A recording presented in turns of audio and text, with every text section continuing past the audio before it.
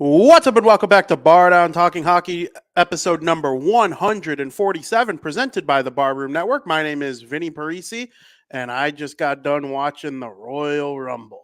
And this right here, this is Frankie Mueller, and he doesn't let his meatloaf. Frank, No, how you doing? I don't let my meatloaf. The Rumble was fun. I told Rumble you was it would be. It was a lot of fun. What was your favorite part? Hello, Tom. What's up, Tom? What's up, Skokes? Skokes. Obviously the two Rumbles. It's chalk. Yeah, but like what part of the Rumble? Like, duh. Like there's not a little sequence that you can't pull out as your absolute favorite? Maybe the final two men's because it was up in the air. Like we knew who was going to win the women's kind of, but the men's was back and forth. Like nobody really knew. You kind of knew who it was going to come down to, but it's that shock factor, right? And it plays into the story. Like Cody Rhodes has to finish his story. Lost to Roman last year at WrestleMania. He's going to go back this year and try and beat him again. He's on this historic championship streak of like 1,200 and something days or over 1,100 days.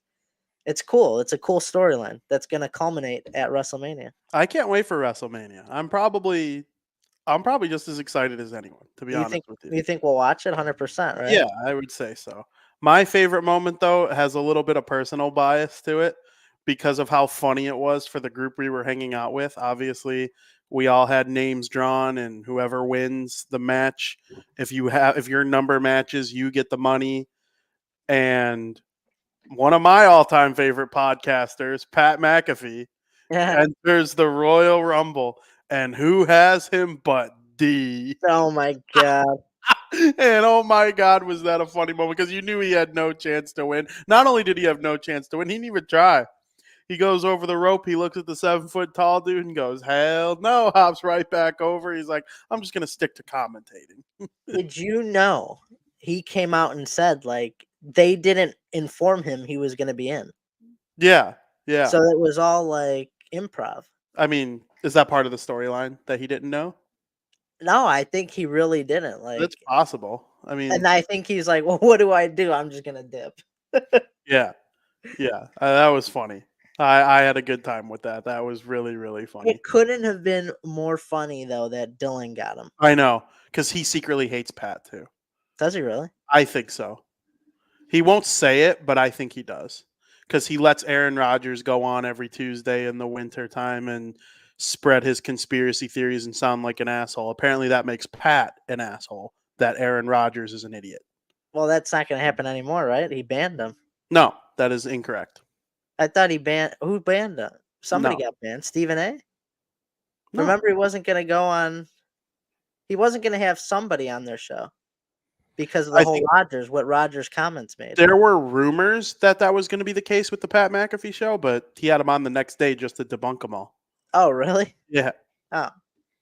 Yeah. All right. Aaron Rodgers Tuesday, if Rodgers doesn't retire, and all signs point to him not retiring, Aaron Rodgers Tuesday will resume in August with an occasional appearance here and there in the offseason. But, yeah. I mean... Are we a-holes if someone comes on our show and is an idiot? No. It's not our fault. Yeah. I don't control. Is it our fault we had him? Maybe. But yeah. But, yeah, well, yes, it is our fault we had him. I mean, it was our option to add him to the show. But yeah, for sure. But we're going to talk hockey in period number 1. Oh, VP. Got your ass. I got your ass. You had no clue. I got you. I just had. Now I'm not going to do it anymore. But I knew I couldn't go like a month without getting you at least one time, and I. I'll you be recovered prepared okay. now. You recovered okay. When you said VP, I thought we had like a 5-second delay coming. No, you got it within like a second or two. That was good though. That was a good recovery. I still owned your ass though. That was Just remember who's daddy around here, okay? I give you props for that one. Yeah. I give you props. Don't forget who's daddy around here. All right, Dad. Frank, the Columbus Blue Jackets. Wow. A lot going on. A lot going on with them. A lot going on with them. We'll start with our boy Patrick Laine. Patrick Laine was the number 2 overall pick in the 2016 NHL draft by the Winnipeg Jets. He was picked 1 selection after Austin Matthews. Pick number 3 was Pierre-Luc Dubois. Pierre-Luc Dubois was a pick of the Columbus Blue Jackets. They were traded for each other a couple years ago. Laine comes to Columbus. Dubois goes to Winnipeg. Dubois has since been traded to the Los Angeles Kings. But Laine, he's still with the Jackets. When he first came into the league, Frank, when he was with Winnipeg, he was one of the best goal scorers in the NHL. I honestly thought there was a chance that, along with Matthews, these two would kind of take the reins from Ovechkin as the best goal scorers in the NHL. That has not happened. It happened for like a year or two. I think he had 80 goals after his first 2 seasons. A phenomenal start to an NHL career. But since then, he's tapered off a little bit. He's a consistent 20 goal scorer, but he never really hit that full potential that he could have had. And now we learn that he's dealing with some off the ice issues. He is taking a leave of absence to deal with his mental health, and he wants to come back rejuvenated and obsessed with hockey again. And he believes he can get back to that true 40 goal scoring form if he returns in good shape in a couple weeks here, hopefully, or whenever he's ready. I'm wishing Patrick Laine well. Then he broke his clavicle too. He had a couple injuries along the way. That didn't help. Didn't they say it was a setback in his recovery for his clavicle as well? Yeah. So, like, I can't imagine breaking your clavicle. That's got to be, like, one of the worst things to break, honestly. Isn't that in your neck, or am I getting it mixed up? It's something to do with, like, your shoulder, neck area. I think it's, like, so I can't imagine breaking that. If, like, knock on wood, I've never broken anything, but if I were, I wouldn't want to be, like, shoulders up. Anything to do with the neck, you don't mess with the head, the brain, like, any of that stuff.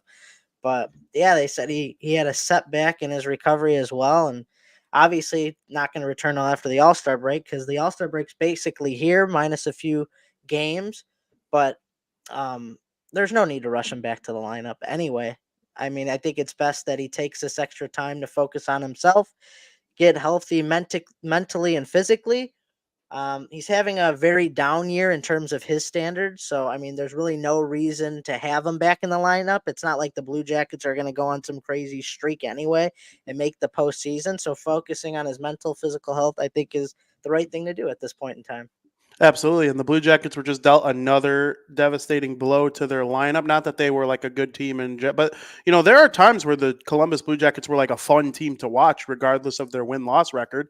And one of the players that helped make that the case was Adam Fantilli. Adam Fantilli is one of the top rookies in the NHL. I believe if the season ended today, he would finish top 5 in Calder Trophy voting. I no longer think that that's going to be the case, though, because the Blue Jackets just revealed that he is going to be out for 8 weeks recovering from a laceration to his leg that he received from a cut from a skate. So he's out for a while. It's a little scary of an injury. You know, we've seen some devastating injuries along the way here with skate blades and whatnot. His was to the leg. And, you know, it kind of seems like 8 weeks is not that big of a deal in the grand scheme of things when you think about what that type of injury can lead to. But Adam Fantilli, promising young player, I think he's like pushing star player, like all-star level player. You know, he's a rookie. He's 18 years old, and he is he's in 3rd in league scoring. And, you know, I certainly think he's going to be one of the faces of the Blue Jackets for a long time. Tough blow. The top 3 picks in the NHL draft from last year, Leo Carlsson, Connor Bedard, and Adam Fantilli, are all out for multiple weeks going forward now with different injuries. So a tough thing that they're dealing with those 3 players. I think all 3 are going to be stars in the NHL. They're going to be compared to each other for the next decade, which is kind of unfortunate because they're all good in their own way, and each team is going to be happy with their guy. I have no doubt about that. But tough news with Fantilli. Hopefully he returns to full health soon enough. Yeah, I mean, it just goes to show you how sharp a skate blade is to go through the tape and the sock, because it wasn't just on his bare leg because he had all his equipment on. It just shows you how sharp a blade really is on a skate blade. And you think it's sharp when you look at it, but when you touch it physically, it's nothing to mess around with. And obviously the cut's going to heal over time. I don't know how deep the cut was, obviously. Nobody's seen the wound except the doctors and himself, but I'm going to imagine that it's going to heal pretty nicely. I don't really see it affecting Fantilli in the long run, just because you're just healing a little wound. You know what I mean? It's not you don't have to. It's not bones that are broken or things that are sprained. So I think that'll be fine. He's 12 goals and 15 assists this year. He's rocking it with the Blue Jackets. He's not the best rookie in the league right now, but he's definitely up there for sure. But I think he's going to be fine. And when he returns, I think his success in the second half of the season is still going to continue right where he left off. Absolutely. He was wearing a Kevlar sock too, which is it's like a sock that is It's stronger. I think they're making them like for the neck Yeah, thing. yeah, they Um, are. and so if he wasn't wearing that, who knows what this would have been like. If I'm an NHL player, if I'm playing beer league at this point, I'm doing whatever I can to keep those skate blades from doing any sort of cutting down, like serious. Obviously, what happened to Fantilli is kind of, it's going to happen from time to time, unfortunately. But he's going to be okay, and I'm rooting for him because I really like Fantilli. Yeah. I think he's going to be a star in the NHL, and he's not going to be as good as Bedard. Him and Leo Carlson will be compared forever because Fantilli was supposed to go second. He went third. How about they're just both really good? And that's what we've seen so far this season, is that when they're in the lineup, they are both amongst the best 18-year-olds to play in the league in the last decade. I mean, that's just the way it is. And I'm excited to see what the future holds for Fantilli and the Blue Jackets. So we'll see what happens. And then this David Jiricek. They keep sending him down, calling him up, sending him down, calling him up. He goes to the press. And he says, yeah, I see guys like Simone Nemitz in New Jersey and Kevin Korchinski in Chicago. They're from my draft class, same position. They get ice time. They're on the power play. They're getting consequential minutes out there. I'm on this Blue Jackets team that has injuries all over the place and whatnot, and I'm going back down to the AHL. He's frustrated. There's some drama there. I can't say I disagree with him. He is one of the best 6 defensemen in the Blue Jackets organization right now. I truly believe that. A little weird what they're doing with Jiricek. I'm on Team Jiricek fully. He wants to play in the NHL. The Blue Jackets aren't giving that to him. And they have one of the most promising young cores in the league as well. At least in the prospect pool, at least. Adam Fantilli, Kent Johnson, Igor Chinnikov, Cole Sillinger, Gavin Brindley, who's not even there yet, and others that the Blue Jackets selected this year in the 2024 NHL draft. But I just disagree with the Blue Jackets management here. Jiricek is supposed to be like a top-notch defenseman. And even in the AHL, they aren't playing him. He's played 4 games in the AHL only. So, like, what's going on? You aren't really playing him at any level at the moment, which is going to, in the long run, stunt his development. I agree. And coming into this year, there are people that would have taken him number 2 overall in the entire draft. I think right now, if you were to redraft, he'd probably go 3 or 4. But you'd certainly, I don't know if you'd rather have him than Nemitz. You wouldn't probably rather have him than Cooley. But outside of those 2, you can argue you would take him third. Like Korchinski, probably about even but at least we've seen Korchinski. Yeah. And Shane Wright, I think I'd rather have Jiricek for sure. I think so, yeah. It's an odd draft. It's one of the odder drafts I recall, honestly, because it just was so all over the place. In teams, there wasn't that one guy, so teams just took what they felt they needed. Slavkovsky's finally starting to come around for the Montreal Canadiens. He's actually been really good in the last month or 2. He could be a great power forward in the NHL. So hopefully the Blue Jackets figure it out with Jiricek. The ceiling is incredible for him, and I'd be careful if I were them. That's not good. He might request a trade. And if he requests a trade, I mean, very rarely do sides recover from that. I can think of one. Jake DeBrusk requested a trade from the Bruins.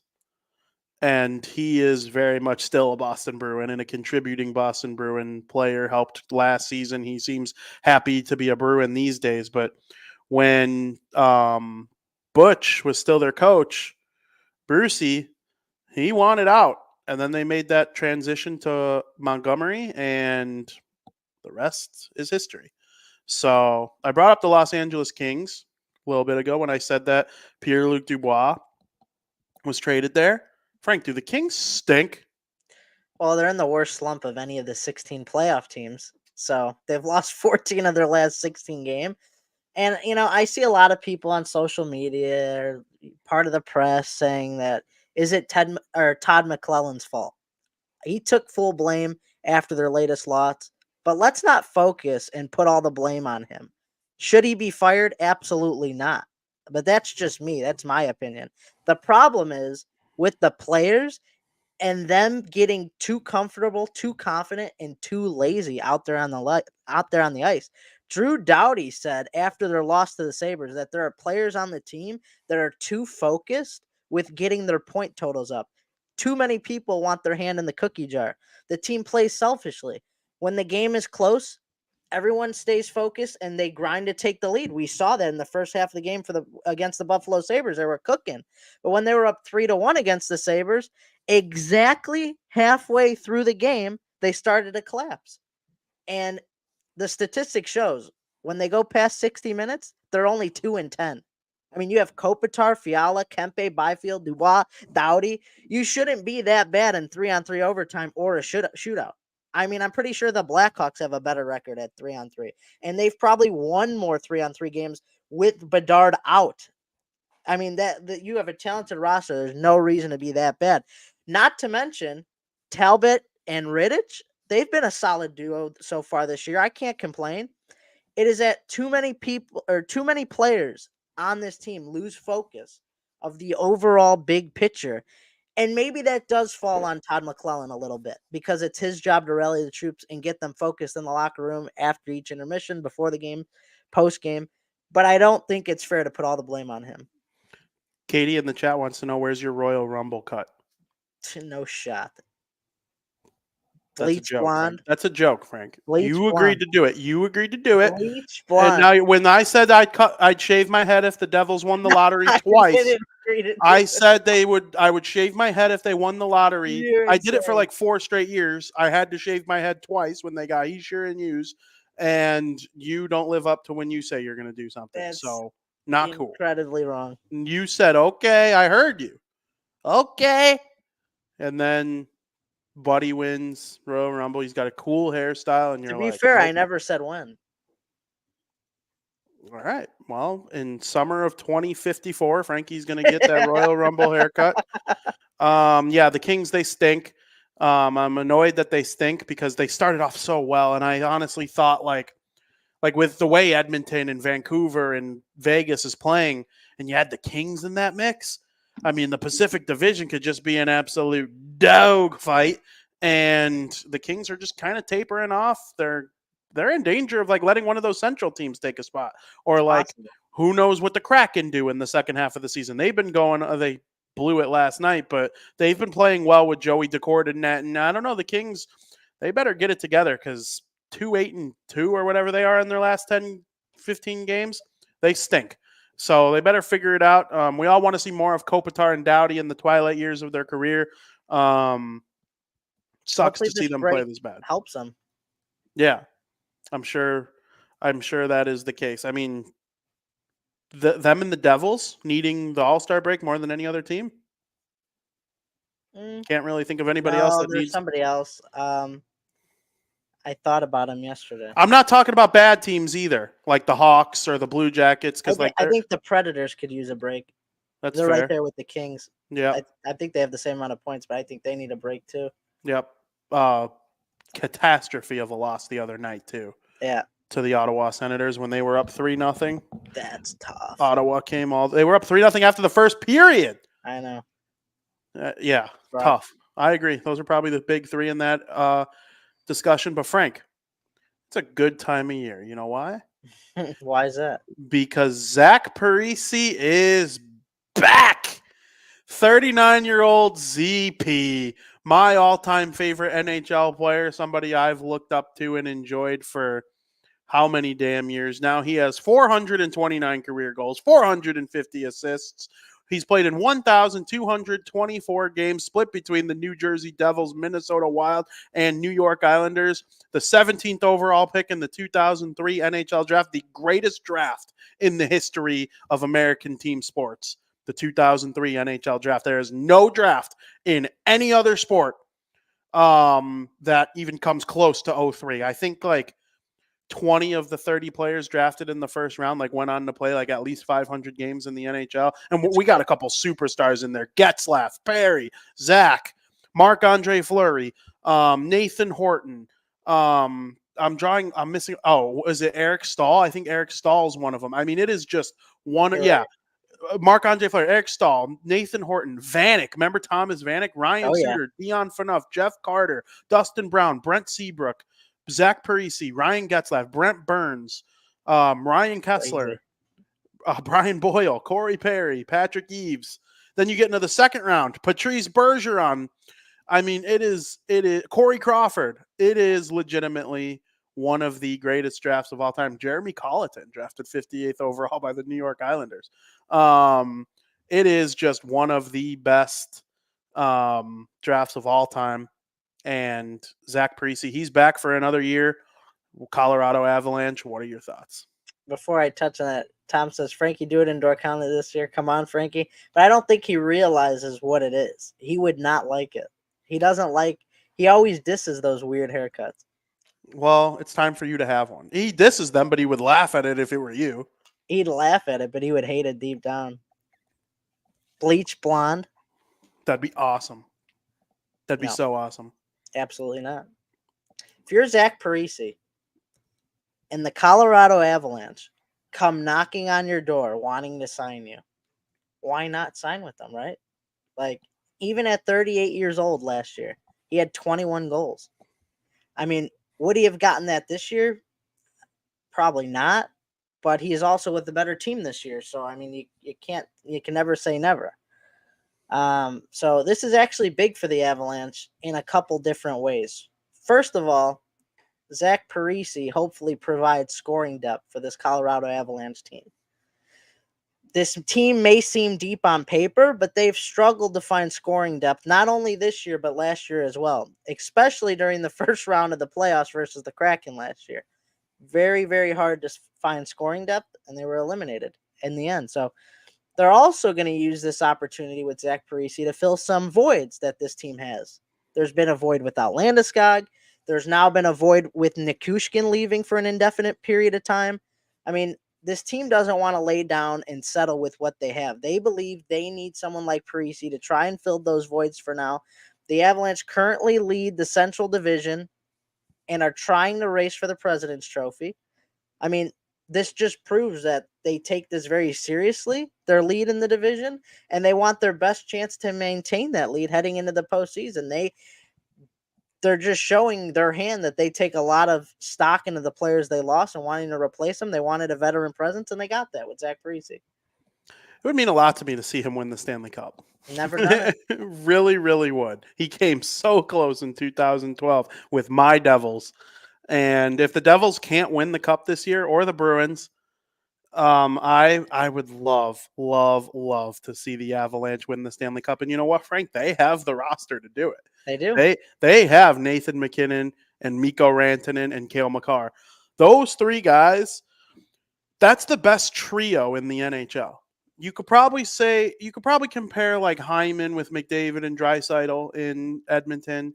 You know, Marner, Nylander, Matthews in Toronto, Bratt, Hughes, Heischer in New Jersey. There are lots of awesome trios in the league. That one, though, those three guys are unreal. Yeah, if you add Landeskog, who's finally skating again after basically 2 years off. And you know what's funny? Landeskog is basically Zach Parise.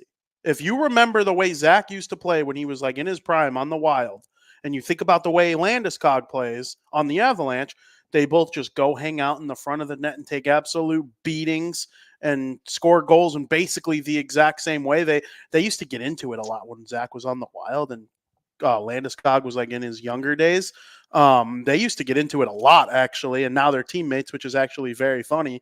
But, I mean, with Cale Makar being out there for half the game. He'll be out there with the Stars. He'll be out there with a line that includes Zach. I think it's a great fit for them. They're adding depth. If Nichushkin comes back healthy, ready to rock, we'll see what happens. Devin Taves, one of the most underrated players in the NHL. I think he makes Team Canada next year or 2 years, whenever they're doing the World Cup of Hockey. He makes Team Canada because of Cale Makar. He'll be like kind of how Kunitz made it when Crosby was in his prime. Crosby is still in his prime, kind of. But when he was like in his real prime, like age prime, and Kunitz was kind of his wingman, it's going to be a similar situation. That Avalanche team is unreal. He fits in very well. He could play on the second line. He could play on the fourth line now at this point in his career. Just a menace down low. You assume he's probably as healthy as he's been since, recovering from his back surgery all those years ago now. He's played in 82 games a couple years in a row leading up to this year. But, he hasn't played since the Islanders getting eliminated by Carolina last year. It's going to be interesting to see how it all works out. And you know who their first game is against post All-Star break? No. The New Jersey Devils. Oh, God, dude. It's like poetry. It is poetry. I don't know if he'll play in that game. But wouldn't it be something if he did? I don't understand how it's always poetry like this. It is. It is. I don't get it. I really don't. I mean, if Jack Hughes comes back in that game and Zach joins the Avalanche lineup, what a game that would be. I honestly think it could go either way. I'm assuming the Avalanche would be favored, but it's one of those things like that probably. Could be like real entertaining hockey if both teams show up with full lineups ready to go. Absolutely. I'm excited that ZP's back though. This is it. All right. Like this is it. He's not coming back after this year. No shot. He came back in January this year. I'll be stunned if he comes back next year. But one last time, I guess it's really sad to think about. Farewell tour. I am not a hockey fan the way I am today if it's not for Zach Parise. So I'm truly grateful for all the cool things that he's brought to my life, and I'm excited for one more go around. They're at the United Center on February 29th. So hopefully I'm able to make it out and see him in person one last time. I did see him in person last year. He was on the New York Islanders when I was in Newark and seeing them play the Devils. I've seen him play as a member of the Wild twice. I was 17 when he left the Devils. So that's crazy. I wasn't as capable of going to a game whenever I want back then. You're a little baby. Basically. I mean, he was a baby too. He was 27. So yeah, I always know what age Zach is because whatever age I turn, he's 10 years older. So, very interesting. Excited to see how he fits in with the Avalanche. I hope they roll through the West. Give me a Colorado Edmonton Western Conference Finals again, like we had 2 years ago. That would be the best thing possible, I think. Very excited. This team will never feel like how they were when they won the Cup a few years ago. When I said they were in a league of their own. Oh God. No, they won't. They won't. But that doesn't mean they can't win the Cup. No, they could still win the Cup, but that year, holy smokes! Yeah, like Vegas never felt like that at any point last year. No, it's very rare that teams feel like that. The Bruins felt like it, and they choked. It really did. Yeah, but the Avalanche finished it off. They really. The Avalanche, there was just no beating them. I felt like it was just, and they didn't even win the President's Trophy. But they had a little extra something that Florida didn't have that year I think Florida was the President's Trophy winner. Yeah, they were. And it didn't feel the same. I agree with you. We were somewhere. What do you mean? Out at a restaurant when Florida was playing and they choked. I don't know if that was the day that they lost the series, but we were talking about it. I'm pretty sure, like you said, Florida's not a given to win the series. We were out eating somewhere. I don't know what we were doing. They lost to Tampa, Florida, right? In the playoffs that year? Because they beat Washington in the first round, but barely. The Capitals squeaked in as the 8th seed. That was that weird year where, the playoffs, the 8 teams were locked in, right now. And I could picture the place, too. I don't know what we were doing. I don't think it was a Sandwich Saturday, but It's like No, we're way post sandwich Saturday at that point. we were eating though. Because I remember watching Florida play the Capitals at Beacon here in Des Plaines, so I knew Katie when that was going on. I can't think of a reason though why we were out somewhere. Like in May, or late April, early May, Joey's birthday, something. No, it was just like us and like G and maybe Dylan or something, and we were out just. And we saw Florida lose to Tampa Bay. Was that 2019? No, this is the year the Avalanche were real good. Because No, then that's the year the 2022. Panthers won the President's Trophy. The Panthers won the President's Trophy in 2020, the 2021-2022 season.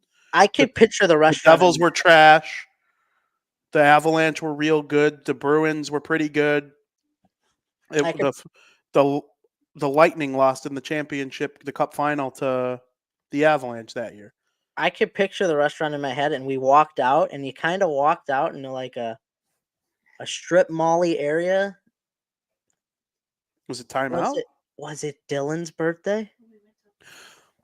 The bars? No. Rosati's? No.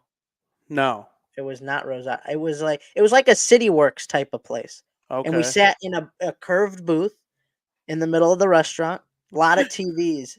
But it's just weird. Like, there's certain moments in your life where you just remember these memories, but for what reason? And the Panthers were eliminated from postseason contention? They were playing Tampa Bay, I'm pretty sure, at that time. I don't know if that was the day they lost the series. Well, they played Tampa Bay in the postseason when they won the President's Trophy. Tampa Bay upset them and ended up going all the way to the final to lose to Colorado. Yeah, it's like that was 2022. And why? But why were we out though? Like, I can't even think of a good reason. We go out all the time. But it's like, no, not like that though. What do you mean? No, I see you 3, 4, 5 times a month. But you can't say we go out and just sit down at a restaurant and eat for no reason. No, I don't know. It's like we're getting a little off topic here, but it's like when we saw Captain Marvel at the Woodfield AMC, and still to this day, me and Dylan were talking about it. I can't think of a good reason why we did that. Why did we go to that movie theater? I think it was probably the only one that had the show. No, not Captain Marvel, not a Marvel movie. No, it was the only one that it wasn't sold out, where we could all get seats together. Because remember that dude and that girl were making out in their truck after the movie was over, and I played that one Marvin Gaye song, "Let's Get It On." I know, and they stopped making out and busted out laughing. That was very funny. I don't think it was sold out, but I don't know. I do remember we went to Woodfield for that though. Was it because we went to dinner around there or something? I don't freaking That's why I said, was it 2019? Was that the day? No, because absolutely not. In 2019. The Bruins won the Bruins lost to the Blues in the Stanley Cup final. Yeah, I don't know then. Yeah, and Joey's not coming out to see Captain Marvel with us at a movie theater if the Bruins. I remember we saw a movie after the Bruins beat the Blue Jackets in a playoff game. Was that? I think it was Infinity War or Endgame. Oh, that'd be Endgame. I didn't see Infinity War in theaters. Lucky you. I wish I would have. Yeah, it was weird. When the movie ended, you could hear a pin drop. I know. It was a weird. Normally, when movies are over, there's like a mild roar. Every single person just stayed silent from standing up to getting in their car. I wish I would have. And then you're like, "What the fuck happened?" Yeah, that's crazy. It is crazy. Frank, Zach Parisi's alma mater, North Dakota, are the number 2 team in all of college hockey right now. The number 1 team, the Boston College Eagles, swept Macklin Celebrini and the now number 3 Boston University Terriers. It was the first time that they ever met as the number 1 and number 2 teams in college hockey. BC's on fire. BU played again last night against a much worse Northeastern team, and they went to overtime, and Northeastern won. Huge upset. BU's on a little bit of a slump. They're still in second place in Hockey East. They're by no means in danger of anything, but they probably like to get a win in their next game. The next game is Saturday. But BC, man, with Will Smith and Gabe Perreault and Cutter Gauthier and Ryan Leonard, that's the best team in the country right now, Dude, in my opinion. didn't I'd they keep them. I had them at 1 when they were 2, but they proved me right. it was a home and home too. It was a home and home. To sweep a home and home series with your biggest rival says a lot about how great this team is. It's hard to sweep any team in any sport in a home and home. I always favor the losing team in the second meeting of the season just because the losing team has time to adjust and fix their problems on why they lost the first game so that they could rebound for a win in the second game. But that didn't happen this time around. And Cutter Gauthier, Gabe Pro, they were like the BU killers in this series. They scored. They were, I think, the only 2 players to score in both games. Now, I didn't get a chance to watch either of the games in full, but I was able to catch some of it. I know you had it on when we were together. And I did see some highlights of the other game, but props to BC, though. I mean, they have a ton of tremendous NHL talent, and this is just a taste on what they plan to bring in the NHL in future years to come. That rivalry is great. It is great, and they're going to play each other in the Bean Pot on Monday. The Bean Pot semifinals are Monday. I think they all play on Saturday, but not against each other. But on Monday, BU will play BC again. This time it's at the TD Garden, home of the Boston Bruins. So that will be super exciting. And then BU's got this, I think. You think BU's got this? 3 in a row is insane. I just think BC's better. They could be better, but they have 4 guys. insane. They have 4 guys who could be on Connor Bedard's line next year if they were Blackhawks prospects. I think BU has 0 because Celebrini would be on a different line totally. Like, I don't know. I just think BU, Macklin Celebrini might be the best player out of them all. He also might not be because I think the world of those 4 players on Boston College, and where you're drafted doesn't always mean everything. But they were all first rounders. And I think they will all score at minimum 20 goals next season in the NHL, especially that Will Smith. And he's going to be on a bad Sharks team, so he's going to get power play, 5-on-5 heavy ice time, probably playing if they have Hurdle on the team still, and Couture, he's getting all those minutes. Leonard's going to go play in Washington. Who knows? Maybe he will get power play time and send one-timers over to Ovechkin, or, he's more of a shooter, I think. He'd probably be on a different power play than Ovechkin. But, like, Gabe Perreault going to go have Fox and Panarin on that power play. Whew. If he gets opportunity. I mean, my goodness. And then Cutter Gauthier, he's going to go to Anaheim and be the centerpiece of the shooting gallery that is their power play. Leo Carlson is going to find him in open space like nobody's business. I'm excited for them all. I don't know. I got BC winning the Beanpot and the freaking national championship right now. Wow. Yeah. Wow. Now, I can't favor a team to go 3 in a row. That's tough. That's tough. Because I think we're underselling BU's talent too. They got. I'd be stunned. I would think like they go undefeated the rest of the year if they beat BU. Honestly, they sweep the playoffs. Like, it's just everything. Maybe. I hope they meet in the Natty so bad. I like what North Dakota's doing. Quinnipiac is unreal again after winning last year. Wisconsin is all of a sudden in the conversation. They could be Natty champions too. I think it's probably going to end up being one of those 5, but like, who knows, honestly, at this point, because it's just all over the place all year. But my goodness, I can't wait for the Beanpot. TD Garden. It's one of my sports bucket lists is the Beanpot. It's not really that hard. Tickets are like dirt cheap. It's not a sold out TD Garden. You just got to be in Boston on the right weekend. But that's the hardest part of it for me. If I lived in Boston or Massachusetts, I probably would just go every year. But, I think it's going to be really fun. And then Harvard will play Northeastern, who Northeastern just got that big win over BU. So I'm sure they're coming into the Beanpot motivated. I think that every team has a game on Saturday to kind of get ready for it. Should be a lot of fun, though. Absolutely can't wait for the Beanpot. And then the final will be 2 days after, or the day after the Super Bowl. So very much looking forward to that. It's going to be awesome. Frank, Owen Tippett, big contract. Yeah, signed an 8-year, $49.6 million contract. Equates to $6.2 million per year. I'm normally not a fan of this contract. I do kind of like it. I might play a little devil's advocate here, but we'll see. I mean, so this means based on his current contract he's He's getting a $4.7 million increase starting next season. So this is a very interesting move. He's part of the core. He had 27 goals last year. He's on pace for more than 30 goals this year. Within the next 8 years of his contract that he'll be on, when the Flyers have their core complete, Tippett's going to be a major factor in that, and will probably be producing more with the better Flyers team, obviously. It's just going to come naturally. He's a top 10 draft pick. He's in his 5th year. He's shown improvement over the last 2 years. The first 3 years, not so much, but over the last 2 years, he's shown, including this year, he's shown significant improvement. So I understand why the Flyers made this deal. But the contract length per dollar amount ratio is off to me. I think a contract like this in 3 years would have been perfect, but he's really not going to show his full potential until this team gets better, I don't think. However, on the other hand, if you don't sign him to a deal like this, then it's like, what kind of contract do you give him?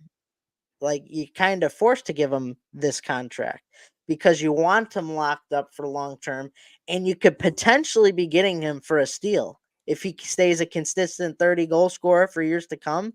So I think this contract could be viewed for either side. The contract as a whole makes sense in the bigger picture.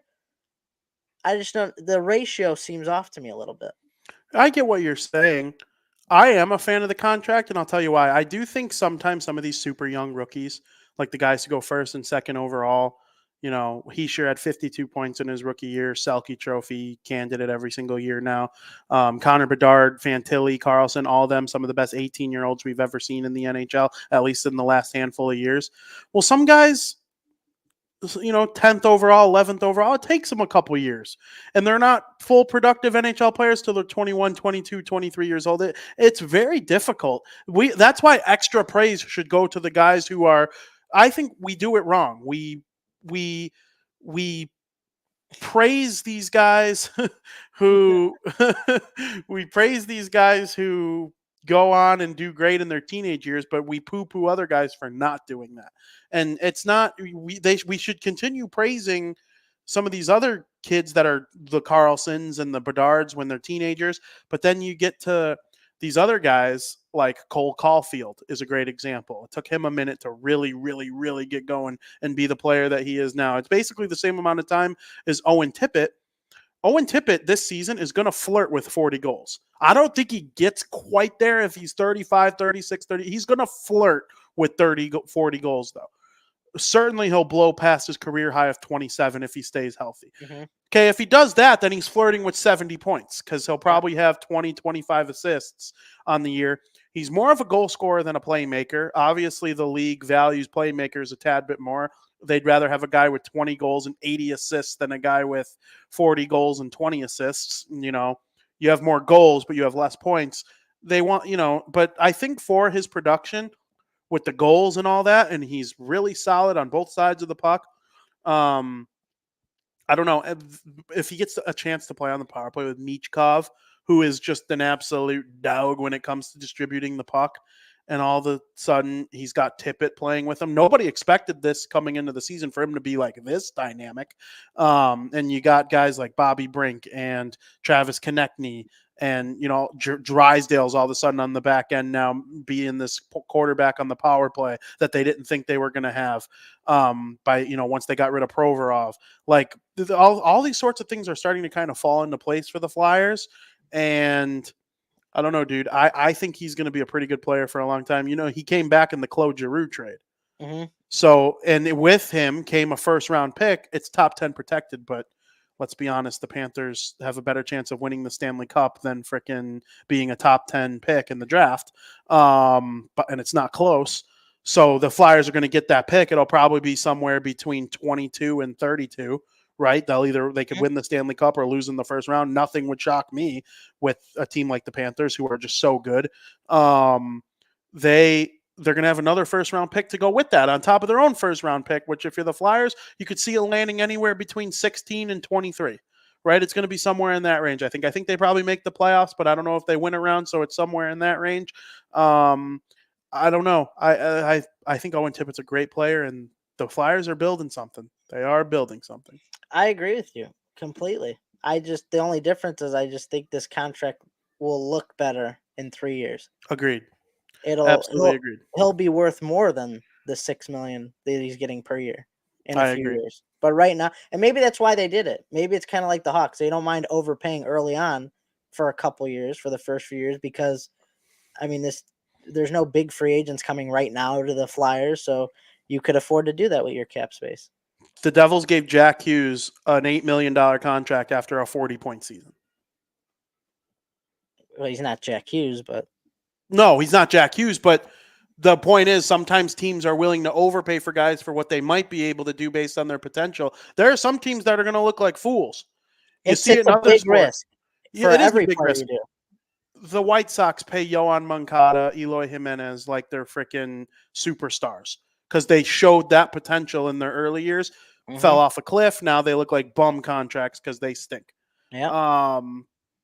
Are you surprised Jersey Jerry got 39 pins stunned. as fast as he got? Well, he had help from Big Cat PFT. 4 hours. And Billy Football got one. Yeah, it was pushing 5, but yeah. Unbelievable. I'm honestly stunned. That was a lot of hay. It was a lot of hay. When I told Joey about it, he pictured the size of like a flat screen TV. I said, buddy, it's like bigger than my pool. Yeah. Billy Football found one, and I was so happy for him. Yeah, I mean, I didn't watch the whole stream. When I watched, it was just Big Cat and Jerry. And I think people came by, stopped in. I love that they were wearing different costumes. I look forward to every Tuesday, new challenge. Yep.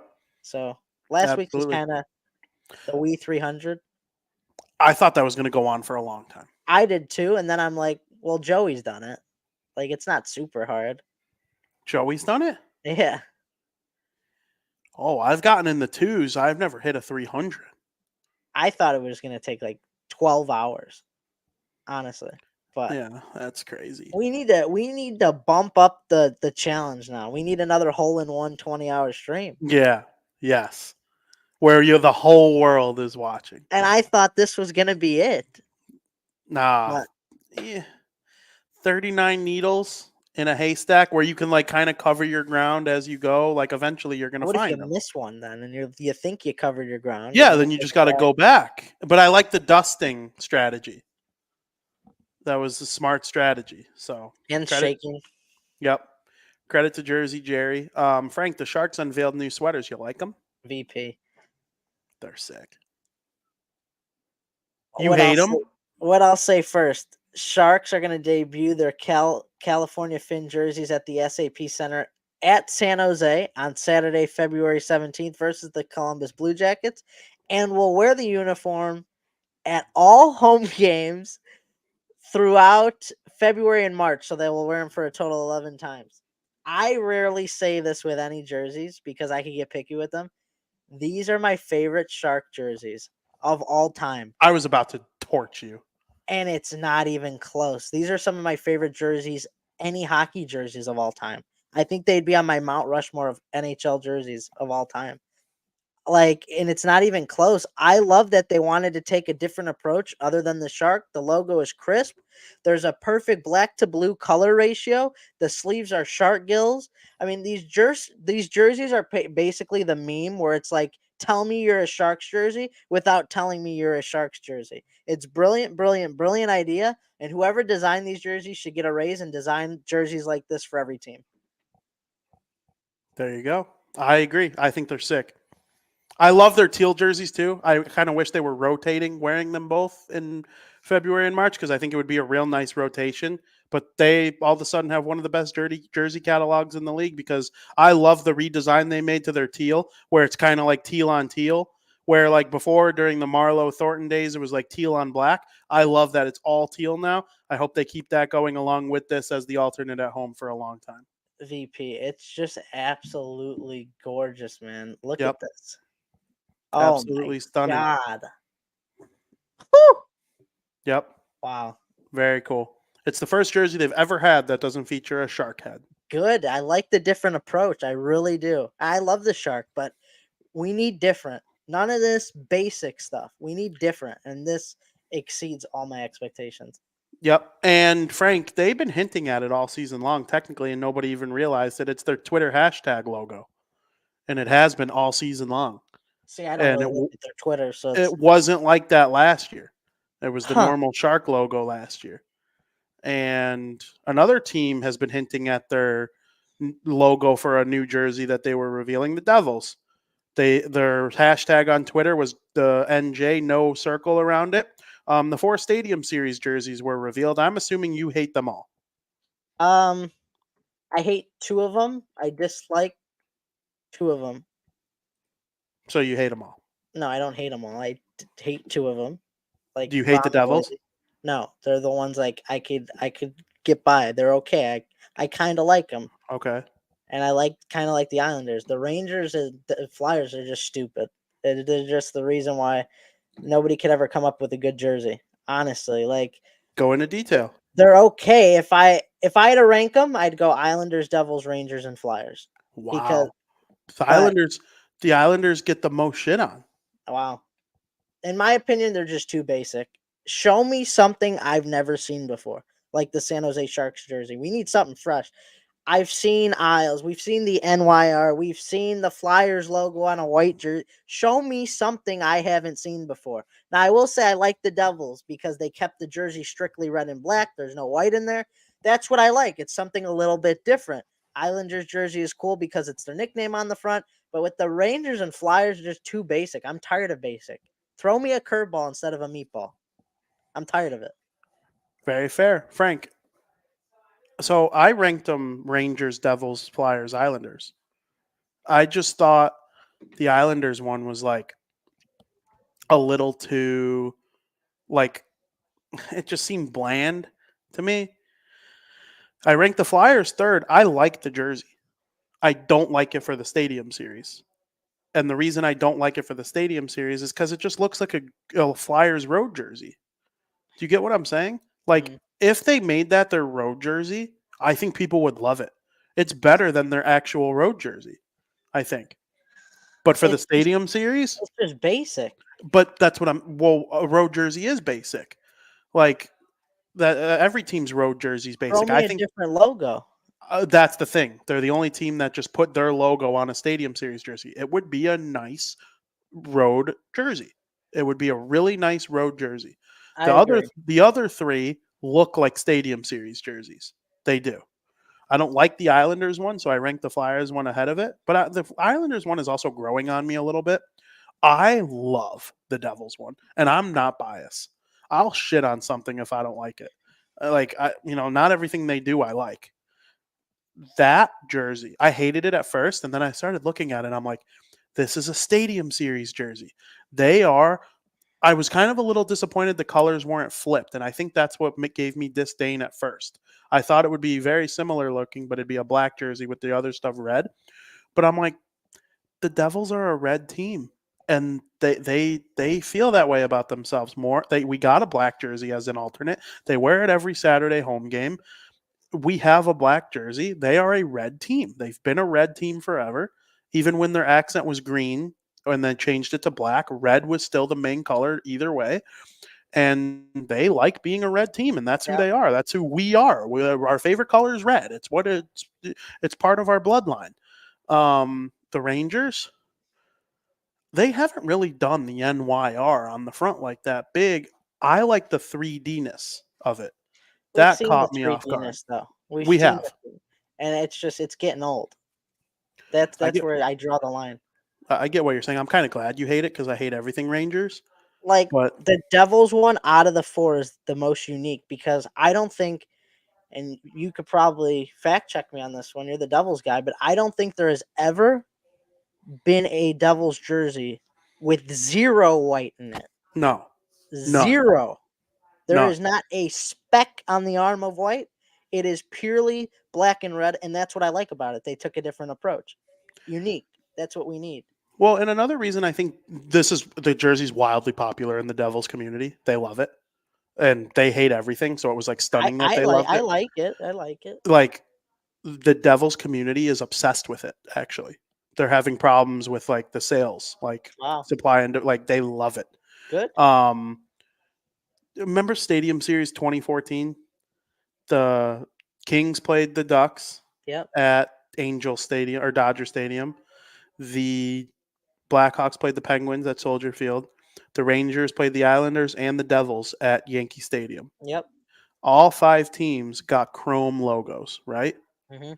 But the Devils didn't get a chrome logo jersey like the other team. They just wore their throwback green jerseys. Mhm. They never, ever, ever had cool jerseys come out. Like they're the last team to ever have an alternate Mhm. um, in the NHL. Freaking Vegas got an alternate before them.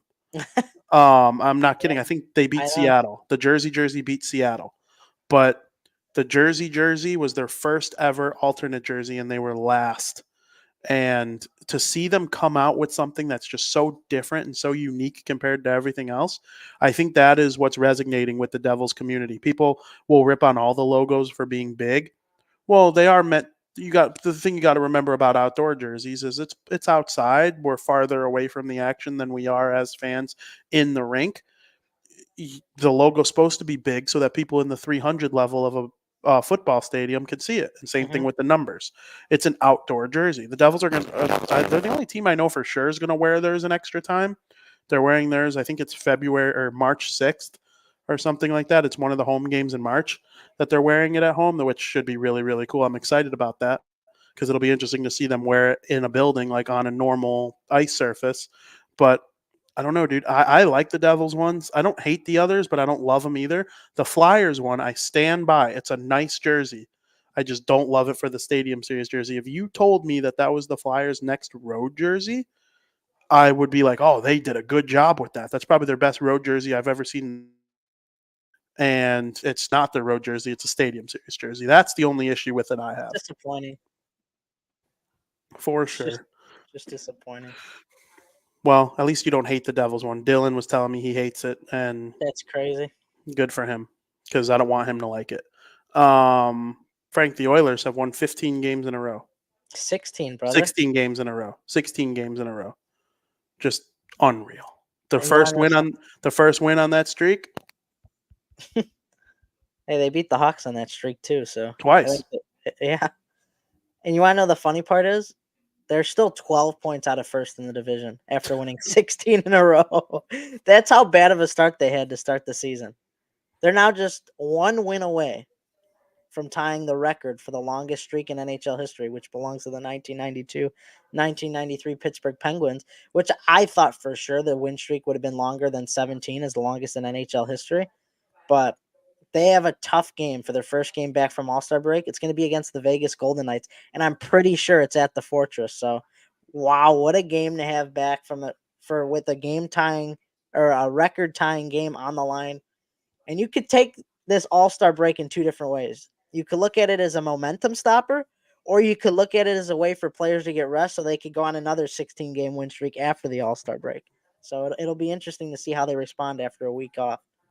The 2 most consequential players on the Edmonton Oilers will be at the All-Star game, Mhm. skating and having a good time. So I don't know. I don't know if rust will be a factor for them, but the rest of the team, yeah, it'll be interesting to see. Um, I hope they do it. I like history. I like records being broken. Records are made to be broken. I hope that ends up being the case, but we'll see what happens when they play Vegas. That should be a marvelous game. I will be locked in on it. Super. The Oilers are back to being my Oilers. It's my Oilers and my Canucks this year, in addition to the Complete Devils who flip. to flip. I just am enjoying both Canadian You teams called right them now. dead. I called them dead. I was dead ass wrong. That's what's dead. My opinion, dead. That's what's wrong. But I'm backing on my Oilers. You that's kind of the fun of being a hot. Like I have my number one favorite team, and then you bandwagon the other teams that are fun to watch. That's just how I like to do it. You know, the Devils aren't going to be in contention, or they're not even playing every night. But I want to watch hockey. I love the game. So, with the Canucks and the I Oilers hear you. and I hear you. rooting for the Blackhawks too and the Bruins for Joey. I still like the Wild. There's all sorts of good hockey to be watching over For these sure. times. A Canadian team could win the cup this year. Wouldn't shock me. No, it wouldn't shock me. It But It's going to happen soon. I think the drought is close to coming to an end. I hope it is, honestly, because honestly, it annoys me as an American to hear other Americans brag about that, as if their American team would have any success without the help of Canada. Well, it's just you're proud to be like you're in America. It's nothing like a dag at Canada. You know what I mean?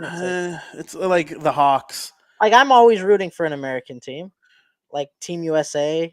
Oh and yeah, in that stuff like, sense, yes. stuff like that. Like But like in the NHL, I think it's foolish to be like American pride that they haven't won the cup, because they have won the cup. The cup goes back to Canada more than any individual place in the United States during the offseason. How well do the Vegas Golden Knights do last year without Pietrangelo, Stone, Marchessault, Riley Smith? There you go, nowhere without these guys. How many cups do the Hawks win without Taves, Seabrook, Crawford, and Keith? I know. Let me tell you how many. Zero. You're right. So it's funny though. It'll be fun when they finally get a parade up there in Canada. Frank, to go with the Oilers' 16-game winning streak, the Hawks are, is it 20 losses in a row on the road? Yeah. Just an absolutely incredible road losing streak. The tank for Celebrini. Stack losses for Mac. Stack losses for Mac. Get out of here, man. And the Sharks won last night. Let's get that last place, baby. They're probably going to. I told you that a couple weeks ago. Well, and the Sharks started what, 0-11-0? So bad. And they're ahead of the Hawks now. That's funny. Blackwood's been playing outstanding. He got a shutout the other night yesterday against Seattle. I tried to tell you. I told you the Devils were making a mistake. I just don't think he was the right fit. I think if he was still with the Devils, I think that he'd stink. Honestly. Maybe. He was just so hurt. He was hurt. And he was playing bad while hurt. They should have just benched him. The Hawks haven't won a road game since November 9th. Do you remember who it was against? It was against... I remember the win very well.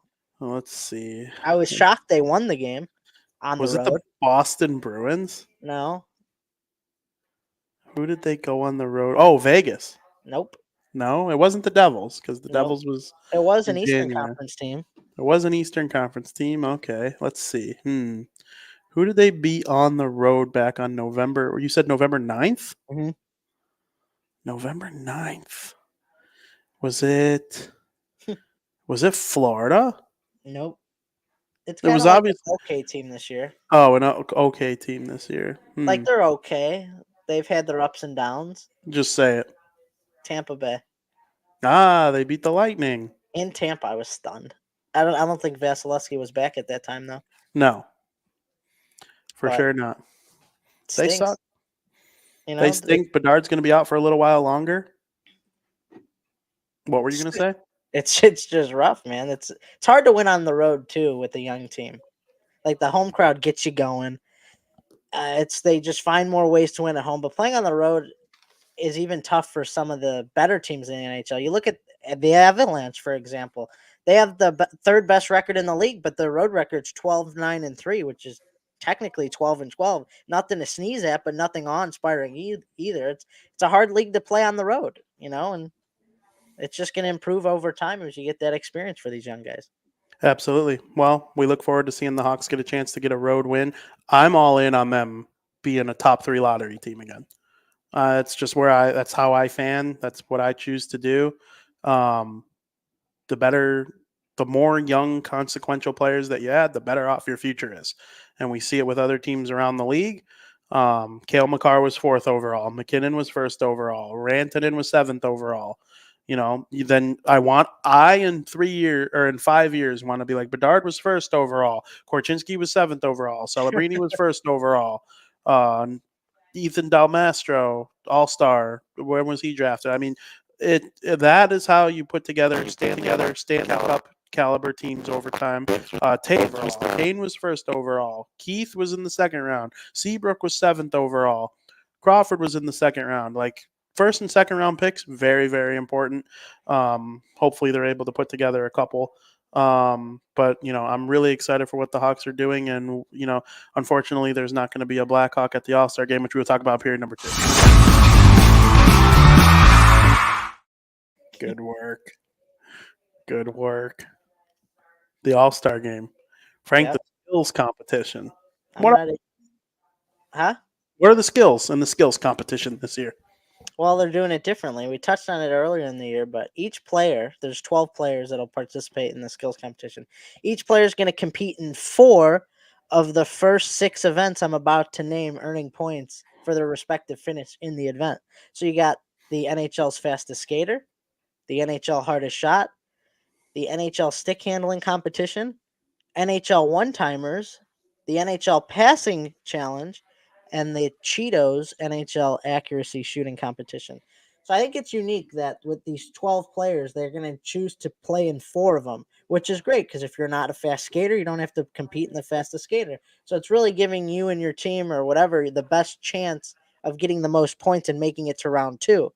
So when all 6 are done, all 6 competitions are said and done, we're going to move on to round 2 of the skills competition, where the top 8-point earners advance to the 7th event, meaning 4 of the 12 will be eliminated and not advancing to the event. The round 2, the 7th event, will be the NHL one-on-one competition where each of the remaining 8 players will choose the goalie of their choice that they will shoot against.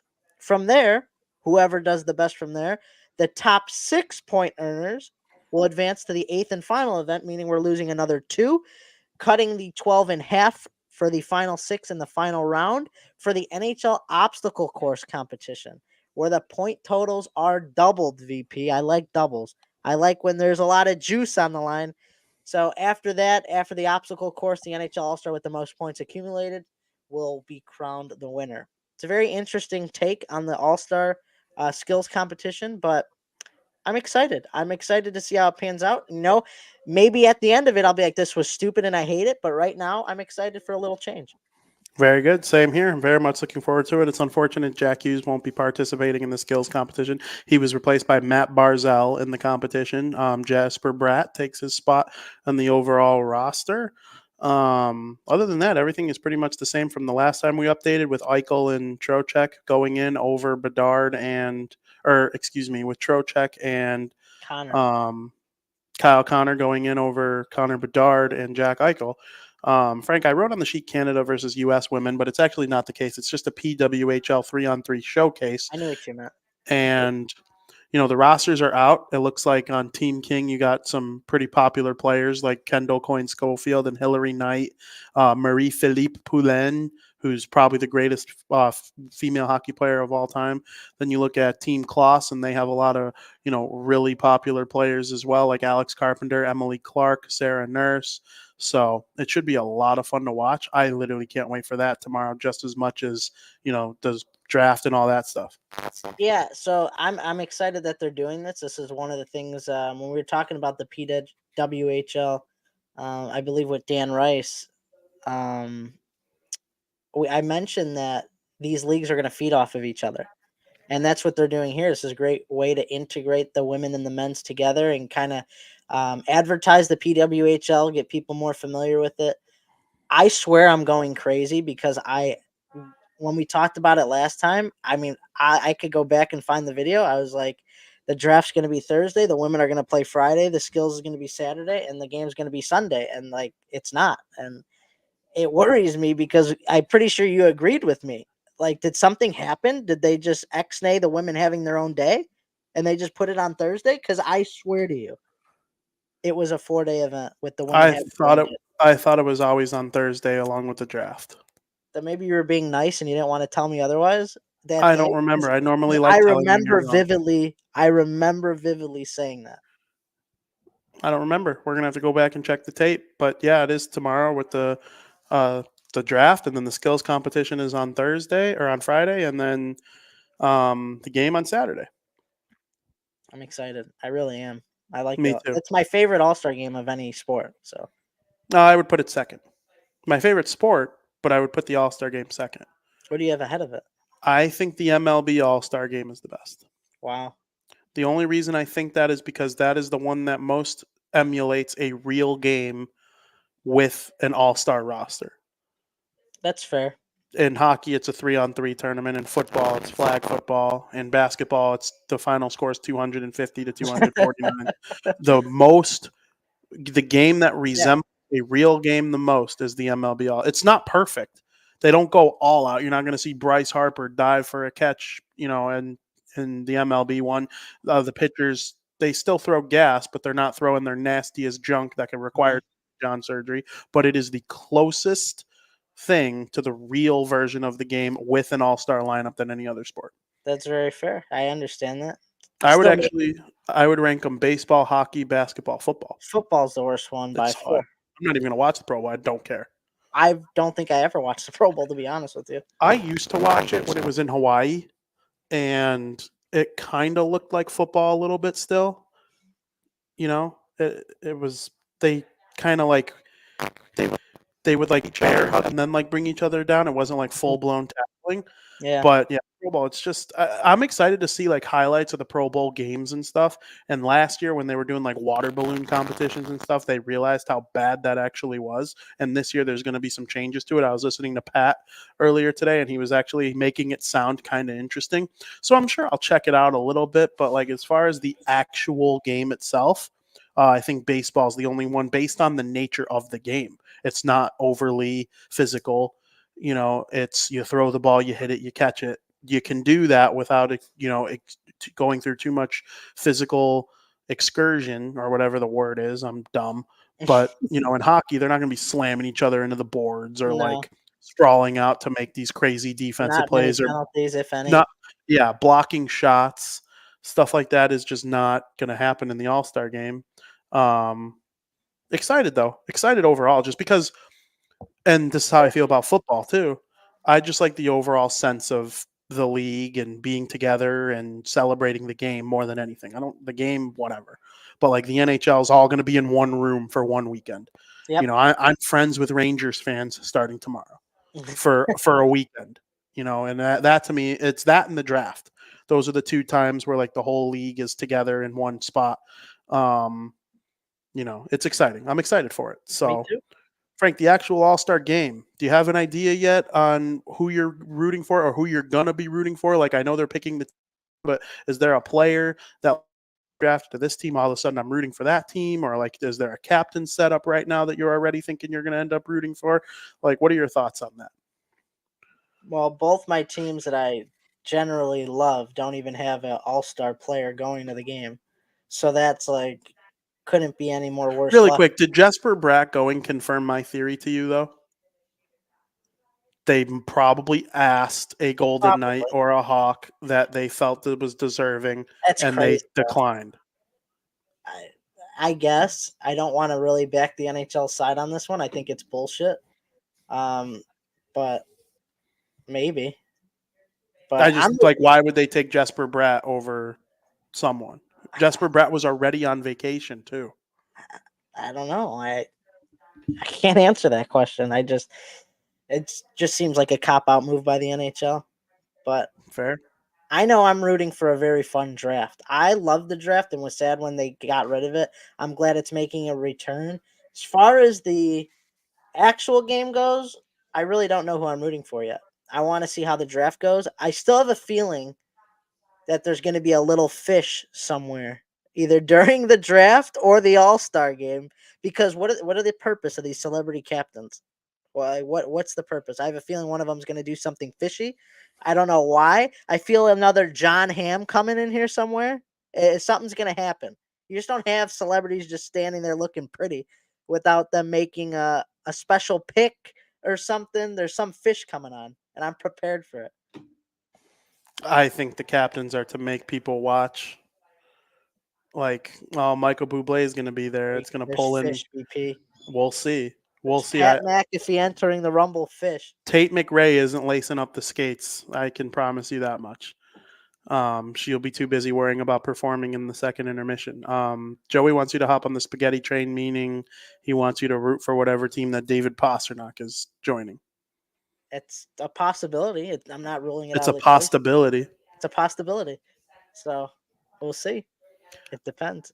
I think honestly, I'm rooting for the Central. There is no Central. You know what I mean, though.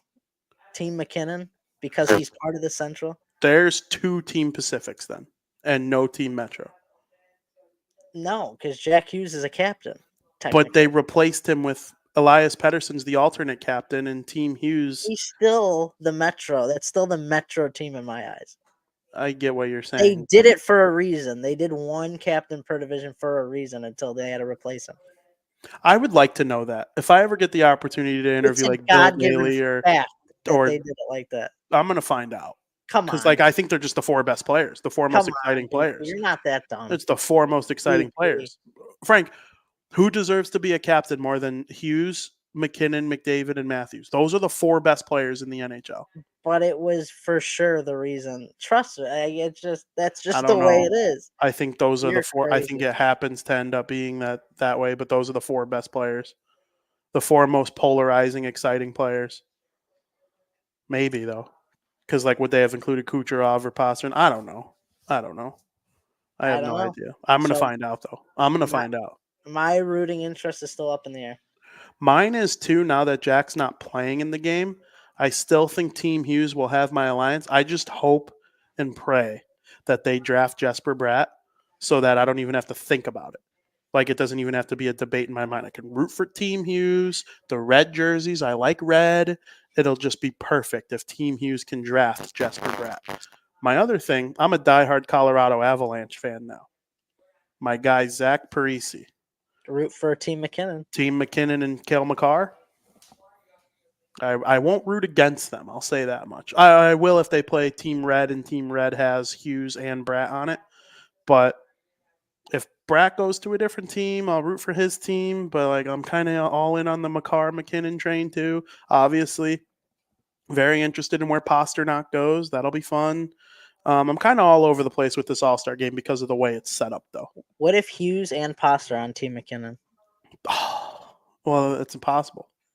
Why? It's a draft.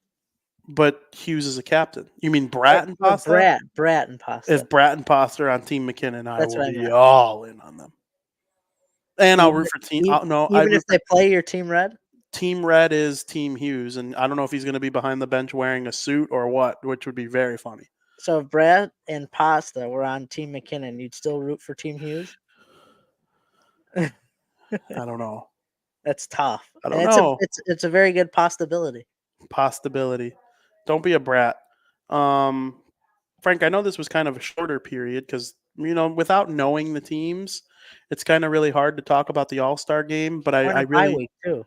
And I did just want to talk about, I did want to talk about it in general. Joey says, I just hope Sway and Pasta get drafted to the same squad. It's possible. Highly unlikely. It's highly unlikely, but it's possible. Well, I mean, they think, the goalies are what make it difficult. Team McKinnon. See, everybody wants to root for Team McKinnon.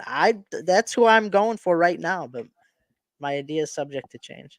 Yeah, here's the thing, though. I love every setup, too, they have. Team Hughes, obviously.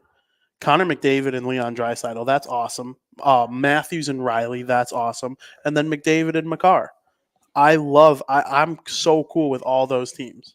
I just smell fish. I smell fish. I smell fish. Mark my words. I don't get it. Like, what do you think is going to happen? I don't know. Like, is Michael Bublé going to draft like Justin Timberlake or something? No, like I don't know what kind of fish you think is going to happen. I don't know. Like Ovechkin wanting but John Hamm had influence on like the result of something. Like we're trading a captain or something crazy. So I don't know. I would think that's possible if every alternate McKinnon's captain going to Team Red or something, or I don't know. Okay. Or we're gonna switch celebrities. There's Fish VP. If that happens, I'll give you credit. But John Hamm's not there to mess it all up this year. If he was there, it'd be a given there where he was gonna do something. It's like his bit now. Yeah. I'm all in on Team Hughes. Screw you guys. Wow. Go Team Hughes. Good. I hope that goes to McKinnon. Michael Bublé too. I hope he goes to Team McKinnon so bad now. Michael Bublé, I'm loving the Canucks this season. Brad's gonna score the game-winning goal. Oh, well, I'm rooting for Brad. I don't know, like what you think you're insulting me here. Like I'm gonna root for Brad no matter what. He's a devil. That's all right. I love the Devils more than I love myself. Frank, it's gonna be fun though. I wish the draft was before our show, but It is what it is. We will recap the All-Star game next week. And next week we will also preview the Super Bowl in terms of predictions and top 10 players playing in the game as a whole and talking about lots of other things. But right now, in period number 3, we're going to recap the championship Sunday and talk about what a matchup this is going to be in the Super Bowl period number 3. See, you had an opportunity there to make a very funny joke. I teed up. I'm Nicholas Backstrom, one-teeing you a very funny joke, and you're Ovechkin ready to slap it in, and you missed. That would have been funny if you were like, missing.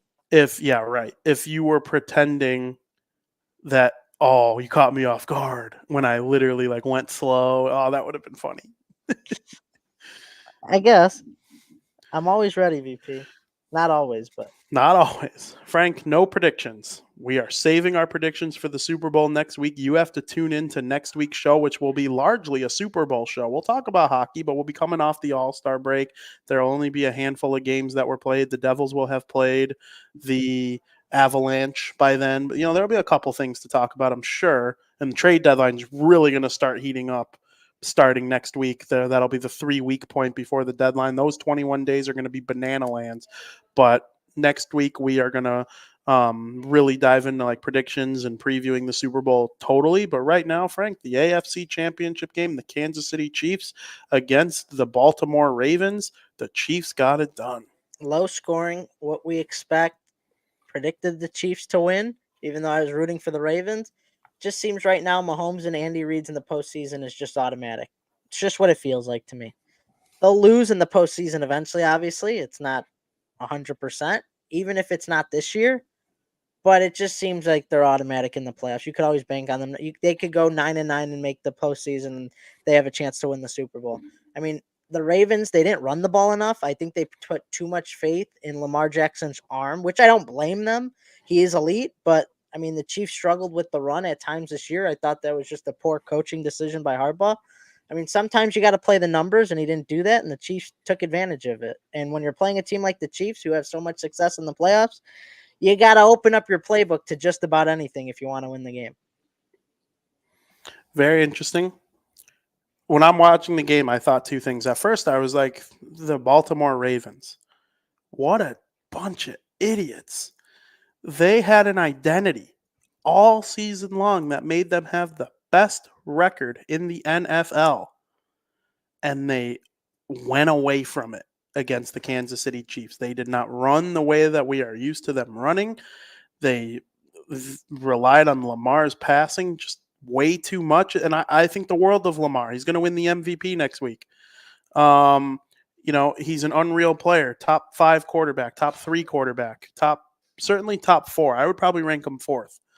But they are an unreal team, and they just got away from what makes them so great. I cannot believe the game plan that they showed up to play the Chiefs with whatsoever. It was unbelievable. They have such a way of playing this year that allowed them to suffocate teams defensively, and they ran the ball well, and then they just didn't do any of it against the Kansas City Chiefs. And I'm thinking about it. I'm like, why did they do that? And I'm watching this game, and I'm thinking, the Chiefs are the Patriots. They force teams to be stupid. They are so intimidating and so good at everything that they make everyone they play against second guess themselves. They sit back and wait for you to mess up. They don't mess up themselves. They sit there and wait for you to mess up. And the Chiefs played a perfect game against the Bills. It was close. They waited for that field goal to be missed, and the game was over. They didn't make any. They waited for the Bills to make the first mistake. The same thing with the Ravens. Zay Flowers fumbles on the 1-yard line. Boom. Game-losing mistake because the Chiefs are going to pounce. That is what they do. Patrick Mahomes is 10 times more talented than Tom Brady. Tom Brady won 7 Super Bowls because he was better than everybody else at winning. But like Mahomes is kind of like a more talented version. He's just better than you at winning. And He goes out there. Travis Kelce, he's old. He sucks. He's the same age as Gronk. Why is he still playing? He's distracted. Idiots. Complete morons for thinking any of that. Travis Kelce's so committed to winning, and he steps it up in the postseason. He reminds me of, like, remember Brian Bickle? How that dude, he'd score like 8 goals in the regular season, but then he had 15 in the playoffs or whatever it was. Like, he just steps it up in the playoffs. And Gronk did that a lot towards the end of his career too. Kind of moseyed on a little bit in the regular season to avoid getting hurt, avoid any ACL issues. And then once the playoffs roll around, there's Gronk, the greatest red zone threat in the history of the NFL. Kelce doesn't block quite as much as Gronk did. Gronk's one of the best blocking tight ends of all time. Kelsey's more like a pure receiving tight end, but he can. And the trio of them two and Andy Reid on top of that, it's the best defense Mahomes has ever had. He's almost like there are games where he knows he has to be a game manager instead of making all these plays, and he does it. Find ways to win. It doesn't matter if he has 200 yards or if he has 500 yards. He's capable of both. You don't think Patrick Mahomes could make that game-winning play if he needs a bomb? I feel sorry for you. It's the most miraculous thing you could possibly watch. They're going to win a bunch of Super Bowls. I think it's going to be a little bit different than the Patriots dynasty because I don't know if Andy Reid will be the head coach for all of it the way Bill Belichick was. And, they have the elite tight end for the front half of the dynasty where the Patriots had the elite tight end for the back half of the dynasty. But, we'll see what they're able to do as far as supplementing. But number 15 is just one of the greatest players. He might even be the greatest, most talented player in the history of the NFL. He's got a long way to go if he wants to catch the lure that Tom Brady has and the, all the ring chasing and all that sort of thing. I honestly think Patrick Mahomes would have to have a career-ending injury or just drive off a cliff to not win multiple more Super Bowls. I honestly think it is inevitable. He is Thanos. I honestly the Ravens. They would have 4 Super Bowl championships extra if Tom Brady and Patrick Mahomes were never born. They've just been such a good franchise for such a long time, and they just can't beat those two guys. Yeah. And it is remarkable what that team has become in Kansas City. With Alex Smith, they were that team that always made the playoffs but couldn't get over the hump. They'd lose to Tom. They'd lose to Big Ben, whoever the case may be. Patrick Mahomes has only lost 3 playoff games in his NFL career. 2 of them were to Tom Brady. 1 of them was to Joe Burrow. He is already third all-time on the playoff wins list by a quarterback. He passed Peyton Manning with the win against the Ravens. He only trails Joe Montana, who I think he only needs 1 more to break or pass. And then Tom Brady has 10 more that he will ultimately get close. I do think he'll get close, if not surpass. It is just one of the most remarkable runs. Again, winning 7 Super Bowls in a span, I guess you could say 6 Super Bowls because 1 was with the Bucs. Winning 6 Super Bowls in 18 years is the greatest dynasty in the history of the NFL. This Chiefs team, if they add a third in 6 years, and this kid is still 27, if he ends up like Tom and plays till 40, how many is he going to win?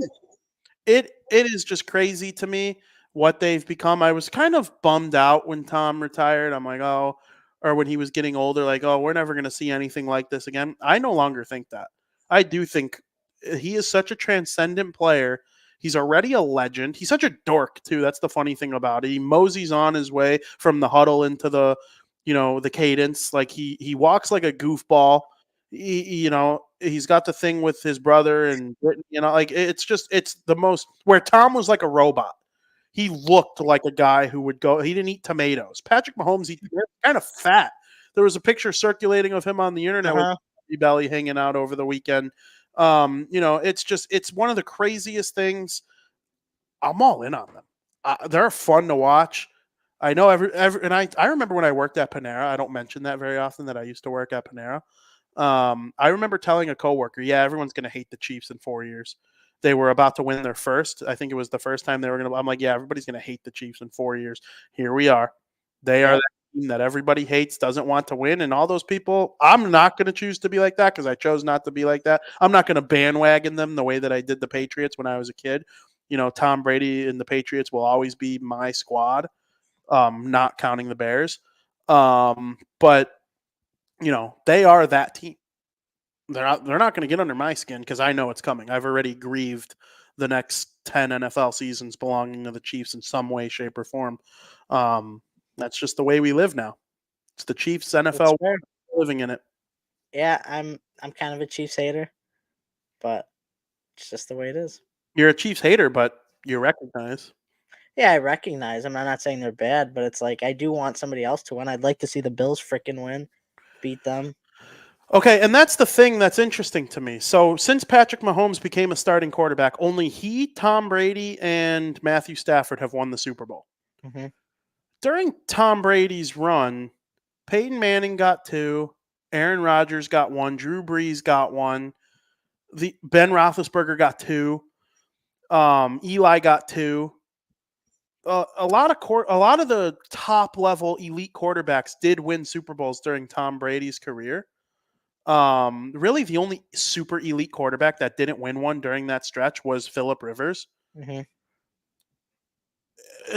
All these elite quarterbacks in the NFL are not going to win one during Patrick Mahomes' career. I just don't see it. Josh Allen, Lamar Jackson, Joe Burrow. I do think Joe Burrow gets one. He's already proven he could beat Mahomes in the playoffs. Joe Burrow's going to get one. Trevor Lawrence, Caleb Williams, whoever comes into the league is an elite quarterback for the next handful of years. They're not all winning multiple Super Bowls during Patrick Mahomes' run. I just don't see it. Yeah, I don't know. I hope so. I want to see it. Oh, yeah, I do. Which is fair. I hope Josh gets one too. I really do. But is he going to win 2 with Mahomes in the way? Focus on the first one. That's what I'm saying, though. But I don't know. It's guns a-blazing in Kansas City right now, and they're not stopping anytime soon. On the other side of the coin, the NFC Championship game. The Detroit Lions were defeated by the San Francisco 49ers, but it was close. The 49ers, they had I don't know if it's an all-time great comeback, but it's close. They were down by 17 at one point, and these idiots on the Lions are waving to the 49ers fans on the way to the locker room at halftime. Just all-time dumb. All people, I just don't understand dumb. I'm not acting like I'm smart. I don't think I'm smart, but I don't think I'm dumb either. And I'm stunned with the way the Lions kind of choked that away. We could talk about a couple decisions made by MCDC, towards the end of the game. We could probably debate a little bit because I have a feeling we're not going to totally agree. But, I mean, I'd love your thoughts on the game. Yeah, because you've kind of said, the 49ers, when they get down, they can't really rebound with Brock Purdy. Their offense operates. They were down 17. Wrong. They were down 17, and they stormed back. I was a little surprised, but not surprised at the same time, right? What a great game. A treat. Both games were technically a treat, in my opinion. Yeah, the 49ers, they outclassed the Lions in the second half. It was a whole different ball game. It's like Jared Goff fell off the face of the earth in the second half. He looked like he was Zach Wilson. And then freaking Brock Purdy looked like he was Tom Brady. Did you see that meme? It was like Brock Purdy in the first half compared to the second half. It was just unbelievable. I can't even say the defense was great because each team gave up over 30, but it was fun to watch. The 49ers got it done. They're going to play the Chiefs in the Super Bowl, and I'm not going to say my predictions, but I think it's going to be a good game. You're muted. Excuse me, sorry. I'm excited for the game. The 49ers, I'm wrong. Brock Purdy is one of the best quarterbacks in the NFL. I mean, I don't have him top 5, but he's top 10. He can come back, and that's the funny thing. He's the best quarterback from his draft, and it's not close. What's the competition like? Kenny Pickett. I truly. It doesn't matter to me that he was Mr. Irrelevant. It was the way he played, and I was a little worried. Will he be able to lead comebacks? And that's the key to winning in the NFL. It is. Mahomes has done it. The Chiefs were down to the Texans when Deshaun Watson was their quarterback. They were down by like 20 at halftime one of the years, and they came all the way back and won. Like, you have to be able to come back in the NFL from multi-score deficits from time to time. I'm not saying it's ideal. I'm not saying it's something you want to have to do, but every quarterback that has multiple Super Bowls has done it. And, Tom did it. Tom did it in the Super Bowl twice. One time was a little more, extravagant than the other. The Falcons game, that was unlike anything we've ever seen. But it is one of those things, and they proved me wrong because they came back against Green Bay too. Yep. And, the Lions, they're a damn good team, and they're going to be good for a long time. I think they will battle with the Packers for the top spot in the NFC North for the next handful of years. Depending on Kirk Cousins' decision, I think the Vikings, they could go up or they could go down. The Bears can really only go up. I think they'll improve. Can't get much worse. The NFC North is probably going to be one of the best divisions in the NFL from top to bottom next season. And the Bears have a last place schedule, which is nice. It'll be interesting to see how Detroit navigates a first place schedule because they're going to have to play the Cowboys. They're going to have to play the 49ers. I think we have that whole division, actually. Aldo wants to know, you guys think Tom Brady will be better than Greg Olsen with his TV analysis? No. I think Greg Olsen is top notch, personally. Tony Romo too. Tony Romo, he makes his noises. Oh God, Jim. But and I love Tom Brady. I can't wait to see how he is. But to say he's going to be better than Greg Olsen, I don't know. Greg Olsen, he knows his football. But we'll see. I'm interested to see if Aldo agrees with me on that, on Greg Olsen. But yeah, as far as the AFC or the NFC Championship game, the Lions, they went for it a couple times. That has been their identity. Yep. Season long. MCDC 18 hit me when he's playing blackjack. He hits on 18. Not literally, but like in football terms, he does. What's your kind of take on this whole argument between NFL analytics people and NFL watch the damn game stupid people? What do you mean? He went for it. He went for it on. Yeah, he went for it on fourth down instead of kicking the field goal when it would have been a chip shot to tie the game. He's been doing that all season long, and it's worked for them. I don't think. I hate when people refer to like you have to kick or punt the ball away if it's 4th and 1 and you're on your own 40, because like if you don't, then it's like you're playing Madden. I hate that. Like, no, it's not. You're the coach for the reason. You're going to make the decisions on what you want to do. If you want to go for it on 4th down in your own zone and it's the first quarter, you're not playing Madden. You're coaching the way you do. That's how names are made. That's how coaches become Hall of Famers. That's how you win Super Bowls. You can't just kick it because it's 4th down. So, no, I don't shit on him for going for it. Would I have gone for it? No, probably not. But I don't disagree with it. There will be times that I would go for it on 4th down, where analytics would say kick the ball. So I don't fault him for that. I think that whole idea of playing it safe is a thing of the past. We're moving on in the NFL. The NFL's updating, getting more up to date, up to speed with different play types. So I get annoyed when people say that, to be honest with you. I do too.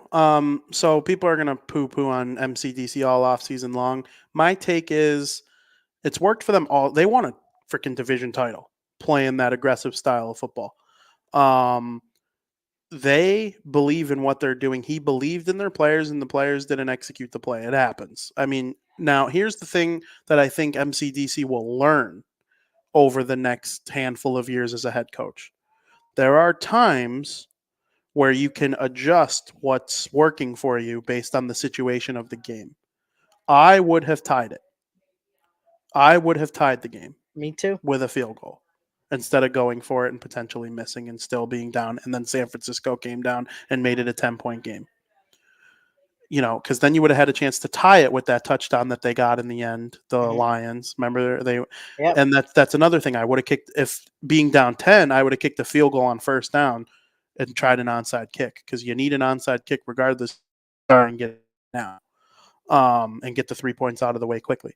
But, he believes in his system and what's worked for them this year. We'll see if he adjusts as the time goes on how to, perfect it a little bit more. Yep. But I'm not going to sit here and shit on him when it was literally like that all year long. And then if he would have deviated from that plan and then it failed, then the Detroit faithful would have been like, well, you did it all season long that way. Why are you changing it up now in the playoffs? They would have spent all offseason saying, well, what if we went for it on fourth down, made it, and scored a touchdown? So I don't know. I'm very torn on it. I think there's pros and cons to both sides. I hope MCDC figures out like a happy medium that allows him to know when to trust the analytics and know when to just tie the damn game. Because I do think it's like a weight balance thing. So Aldo says that's a good Romo impression. I agree on Olsen. Brady will be good. We'll see if he's better. I think Olsen is one of the best ever. If Brady's better than Olsen, that means he's just as elite at analyzing a game as he was at throwing the football. Because Greg Olsen is, in my opinion, when you listen to him talk, he just breaks things down in such a way that, it's relatable, but it's also knowledgeable, like coming from a player who was in those huddles. Tony Romo brings the knowledge, but sometimes he's just like, oh my God, Jim. Oh. And then Mahomes will make a sick play. And he'll go, oh, like someone's pleasuring him. Like, dude, Tony, I like football too, but holy crap. Jim, that was actually a really good throw by Patrick Mahomes II out of Texas Tech. Oh, Jim. I kind of like that though. I don't hate it. I'm not a Tony Romo hater, but that is what he sounds like. Yeah, that is what he sounds like as a color commentator. Where Greg Olsen kind of leaves out the noises. Tony Romo kind of goes in there sometimes, and he sounds like he's getting a workout while watching this game. And I love that he loves football. That to me is my biggest takeaway from it. But every now and again, it does sound like him and Jim Nantz are in the booth getting a little handsy. Which maybe they are, which is totally cool. People rip on these announcers, though. They do it to Collinsworth, too, for like being obsessed with Mahomes. Why aren't you obsessed with Mahomes? You like football, and you're like, why? You don't even have to like be upset, but like appreciate someone that good at winning. I mean, we all love football. He's the best at it. Like, why aren't you embracing that you live in you're breathing the same air as Patrick Mahomes in this era? Like that, I watch that dude. I'm like, this guy is spectacular. And, appreciate him. Don't hate him. And if you're not loving it as much as Tony Romo, I'd check your pulse. Honestly, you could root for them to lose. That's fine. But like, Frank, you're telling me you don't appreciate the greatness of Patrick Mahomes? I'm kidding. I mean, goodness gracious. All right, Frank, I'll let you get to breaking bets in a minute here. But it's time to address an issue I have. All right. This is bad.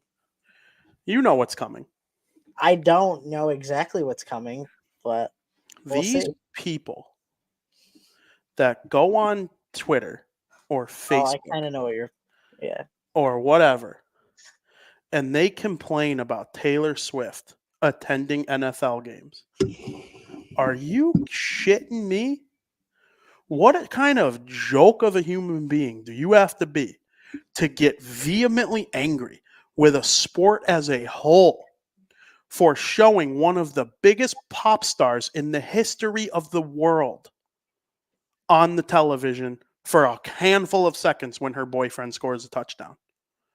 I honestly think you have to be a deranged weirdo to get vehemently upset about it to the point where you might not watch the Super Bowl because the Kansas City Chiefs are involved.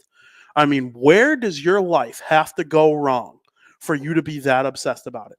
Our guy Colin Coward released a couple stats about the whole thing.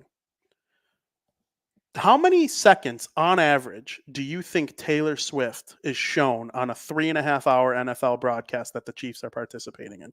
They took every single game that she attended, the amount of screen time, and divided it by the number of games she attended. The average time shown on the screen. How much do you think it is? In seconds. 11. It's a little more than that. It's 25 seconds on average. She got up to a huge 32 seconds on the game against the Ravens. And Kelsey had 2 touchdowns, so that makes a lot of sense. Or did he have 1 touchdown? He had a lot of big plays. He had 1 touchdown. But he had a lot of big plays. Pacheco had the other one. Yeah. It is so weird to me that these people, like, are you that lonely? Are you mad that you can't have Taylor Swift? That's honestly probably what it is. Because most men are like lonely douchebags who go online and complain about stuff that has nothing to do with them. I mean, I just don't understand where this hatred for her comes. But when Spike Lee's at the Knicks game, oh, that's so cool. That is awesome when Spike Lee's at the Knicks game. Or when Eminem was at Detroit. Lose yourself in the music. Everyone's singing. We're having a great time. Show Taylor Swift, a successful woman, and these people have a problem with it. I know what the real issue is here. You are a weirdo if you have that big of an issue with it where you might not watch the Super Bowl. Get a life. Stop being such a cranky a-hole. Go find yourself a girlfriend and stop being so weird and deranged about it. Nobody cares that you don't want to see Taylor Swift. You were boycotting the NFL back in 2020 anyway. What made you come back? Now all of a sudden this woman's being shown on the screen every now and again. It's not even that long of your life. Count to 32. That's how long she was on the screen in the Ravens game. I mean, just grow up with your hatred. You don't have to like Taylor Swift's music. The NFL is a genius.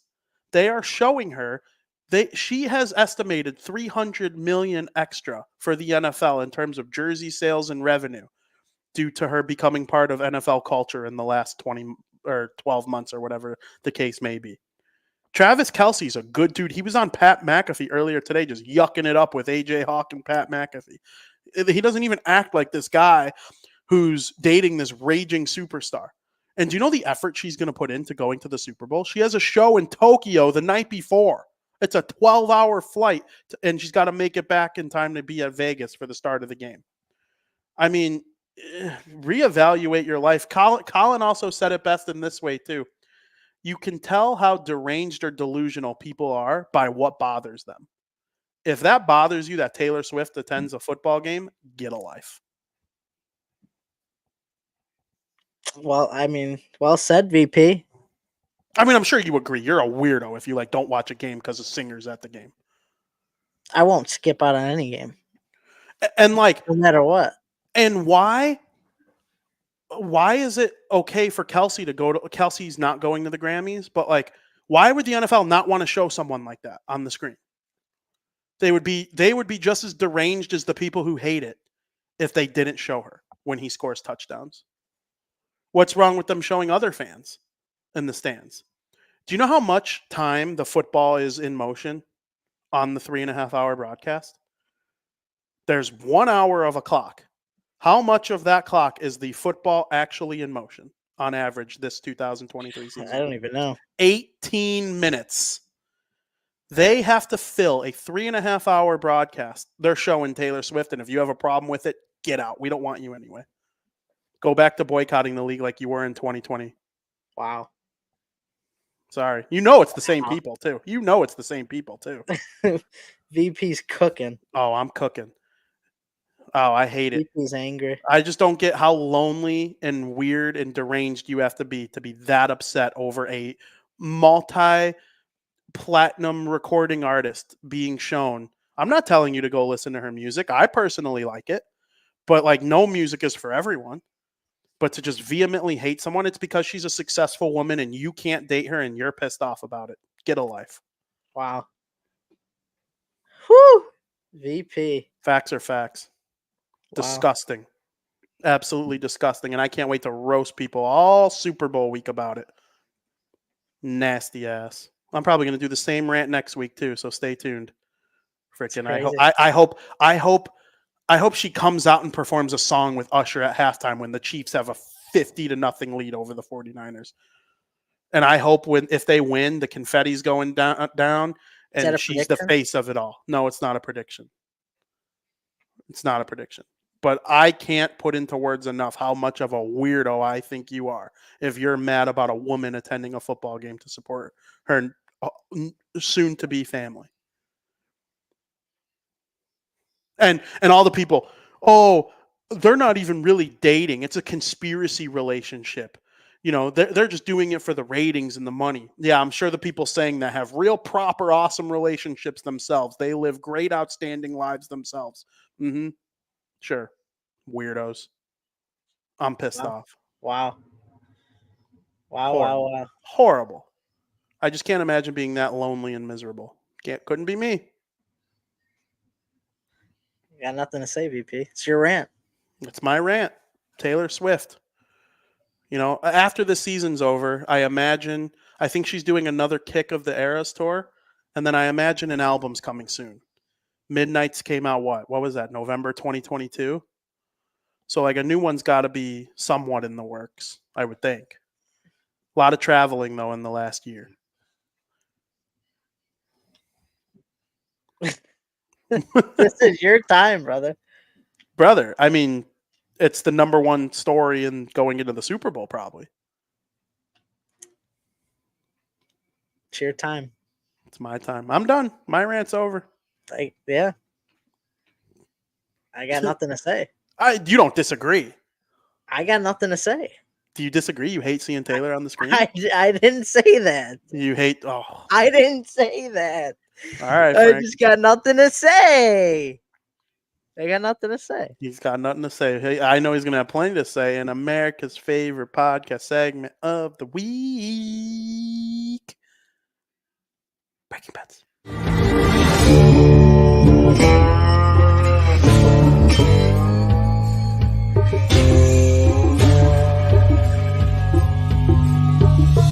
Where's my money, bitch?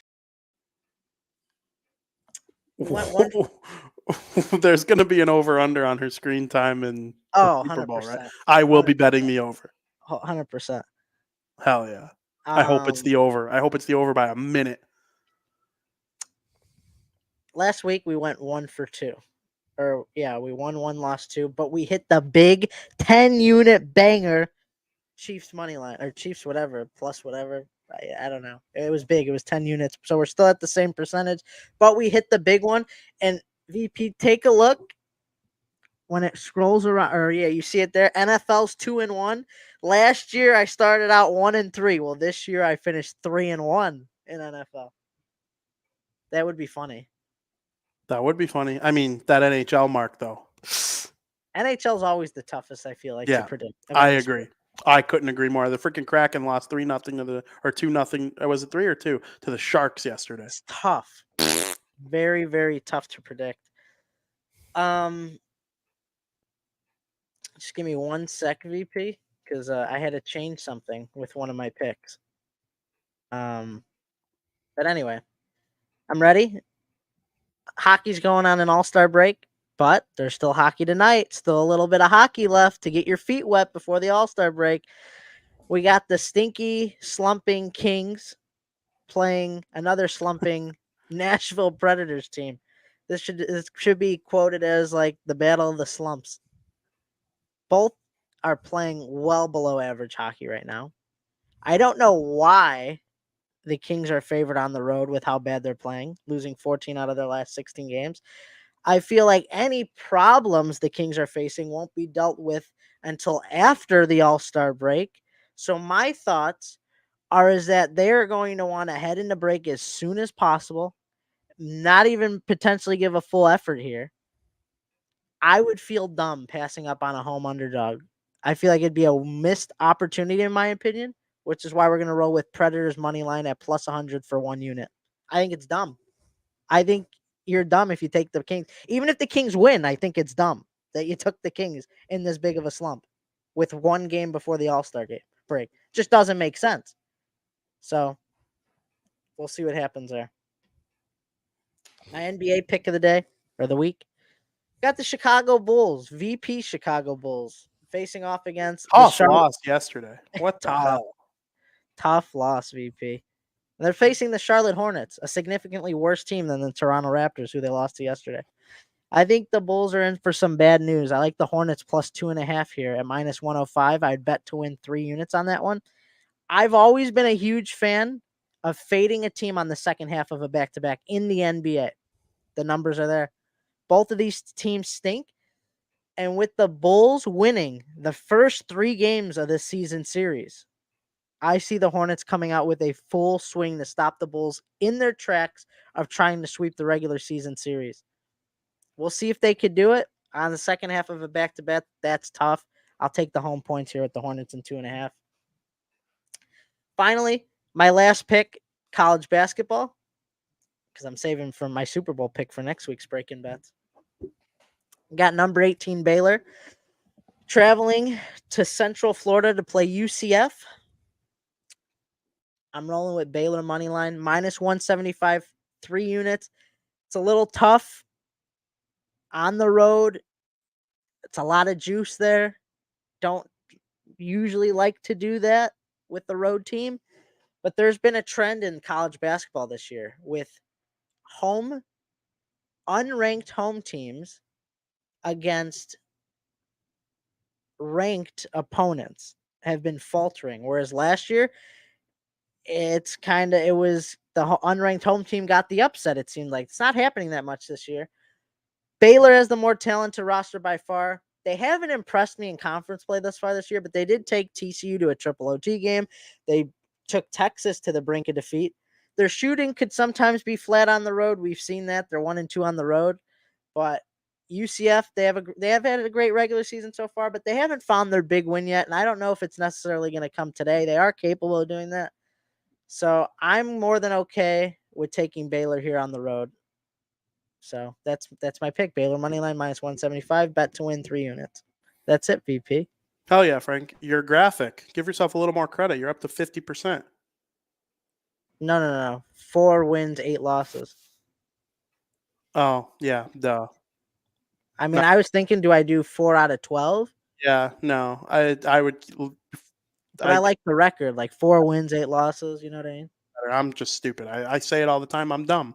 Because I kept it last year. I kept it like that too at last year's graphic. I think it was literally only confusing to me because it was like it would be half if it was 4 for 8. See, last year it made more sense. Yeah, totally. That'd be a crazy record if I hit 77 out of 82. That's like 90% range. But yeah, I wanted to keep it the same. But I thought about changing it. Yeah, no, I think it's perfect the way it is. Aldo says keep betting. Keep betting.